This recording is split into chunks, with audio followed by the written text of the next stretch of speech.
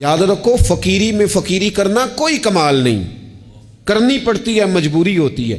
फकीरी में फकीरी कोई कमाल नहीं। कमाल तो यह है कि तू बादशाही में फकीरी करे, तेरे पास लाखों पड़े हों पर तेरा मिजाज फकीराना हो, करोड़ों अरबों तू खर्च करने की ताकत रखता हो, लेकिन तू कहे नहीं मैं मिजाज फकीर। सलाम उस पर के जिसने बादशाही में फकीरी की, सलाम उस पर के जिसने बेकसों की दस्तगीरी की, सलाम उस पर के जिसने बादशाही में फकीरी की।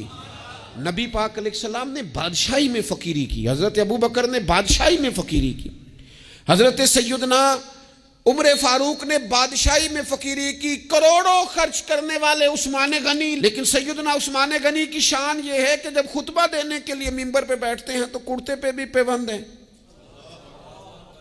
और उनकी तहमत पर भी पेबंद हैं और उनकी पगड़ी भी पुरानी है। तो लोगों ने कहा ये क्या है? तो कहा ये वही है जो हमें मदीने वाले रसूल ने सिखाया है। वो खर्च करना है दूसरों पर, वो सारे का सारा अपने ऊपर आला आसाइशें हासिल करना और पता नहीं कहां से कहां निकल जाना। हजरत मौला अली शेर खुदा अमीरुल मोमिनीन है, लेकिन कूफे की जामे मस्जिद के बाहर खड़े होकर कहते हो मेरी ज़रा खरीद लो, तामत ज्यादा पुरानी हो गई, अब तो पेवंद की जगह भी नहीं रही, अगर पैसे होते तो मैं ज़रा ना बेचता। ये बादशाही में फकीरी है। ये कौन है? ये अली कौन है? ये हसनैन कौन है?